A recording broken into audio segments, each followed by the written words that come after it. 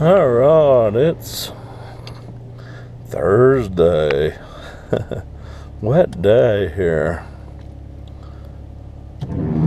Wet day. Been raining on and off all day. Yesterday was a very wet day. Too much rain. Oh, look at that. I need to work on my rig. Siding's starting to pull out. Oh, shit. Yep. My poor rig. We're gonna go do a mill run. Yep. So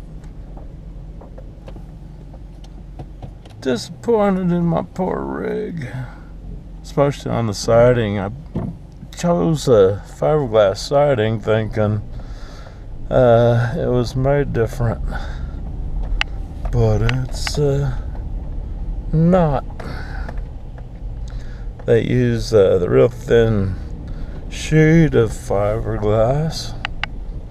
It's not, I thought if you had a manufacturing plant to make travel trailers, you'd have a fiberglass mold for your sides and make a big ass quarter,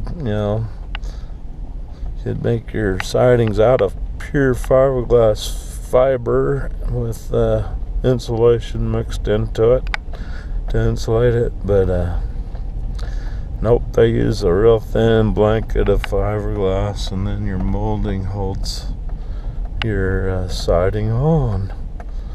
But I've been waiting. I've been saying my rig has probably about, I was hoping at least 2 years before I need to go and buy an older rig. Buy another used rig, a little bit older. Maybe a 2016 or something. Let me go get my mail.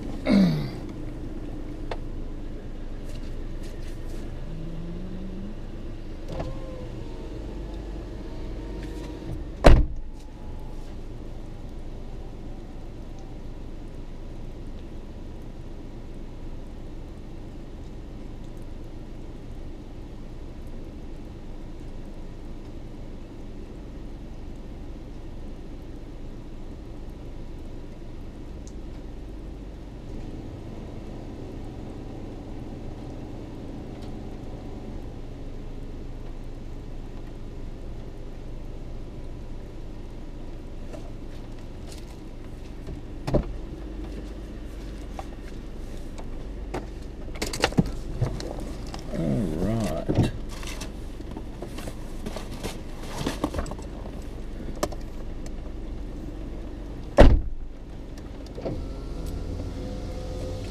We got our mail.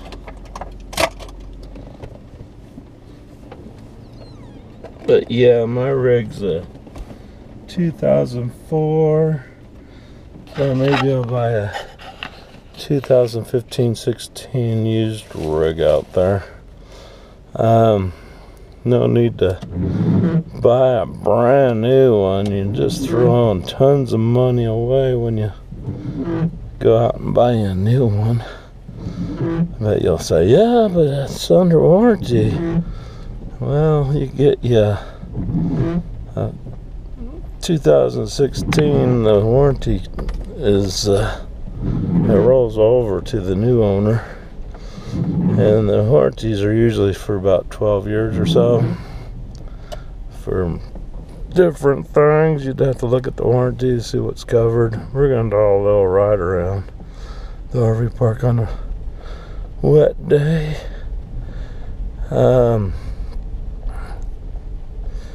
So when you're a full-time RVer, it's your house, your poor little home here. You can't throw it in the RV dealership to get your siding fixed. without losing your place to live. But sometimes you could fix it. I bubble gummed it. The siding came apart on the top of the rig in the same area it's pulled away today. I just put a lot of caulking in there and pushed it back in. It looks like the side decided to come out a little bit more, so total pain in the butt.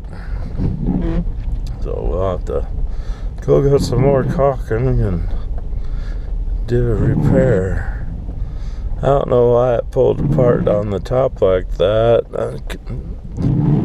It happened during a real bad rainstorm we had about 2 years ago. I heard a big bang. Maybe we got hit by lightning on that corner of the rig. It didn't really start anything on fire or anything, but my mom pulled up and pointed, "What happened to your roof?" Like, oh shit. Oh, I didn't even notice that. But yeah, got my ladder out and pushed the siding back in, the molding there, and re-caulked it, put a lot of caulk behind it. But my rig was supposed to be all aluminum framed rig. They lied. Saw a lot of fucking wood studs back there. So yeah, that's a Prowler, a Fleetwood product. So yeah, they don't make these travel trailers as good as they should. But they're still pretty fancy. You could get a lot of nice accessories in travel trailers these days, from leather furniture, marble, countertops, and all that. It's all on what kind of money you want to spend. But if you're just going to buy one for part-time RVing, I'd recommend you getting if you got a big-ass family, it's a pain in the ass to have a smaller travel trailer. But if it was just you and a wife or something, you could buy a nice little small unit that sleeps maybe 4, maybe a 10-footer or something. You might even be able to squeeze that in your garage. Where I'm getting at is, if you keep your rig inside a garage while you're not using it, it will last you forever and ever. Because when it's outside, the elements just tear the hell out of it. Rain, snow, sun. And so when you're full-timing, though, you could full-time for probably 5 or 6 years, and finally you'll either you'll be in my shoes. You'll have to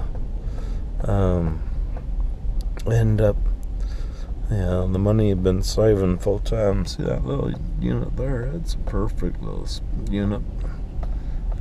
Probably sleeps about 4, and you could probably keep that inside your garage or something. Then you don't have to worry about your neighbors or homeowner association saying, "Hey, you can't have that here."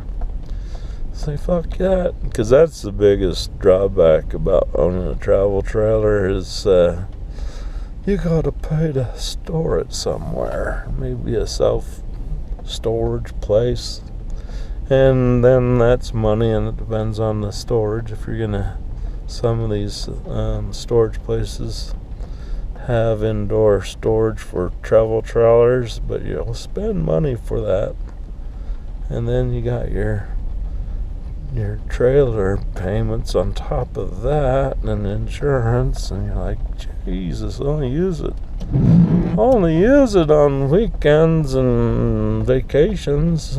That's a lot of money. You could have got you a 5-star hotel for your vacations and stuff. After you're spending all that money storing it and things like that. But if you had a tall backyard fence, you could probably keep a pretty nice sized one in your backyard, and hopefully your neighbors don't have a second story that are gonna look over your backyard and turn you in. There's a freaking travel trailer in the backyard of this guy's house. That's against our homeowners association. Oh, yeah, I'm not a big homeowner association fan.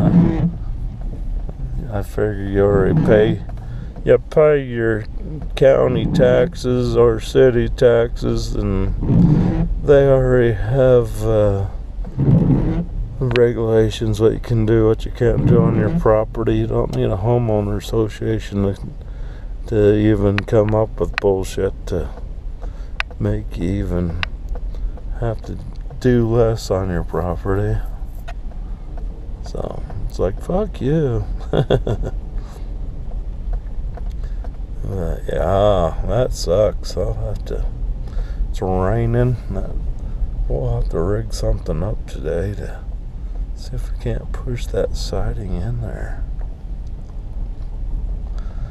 Yeah, nobody's out today. Good day to stay inside.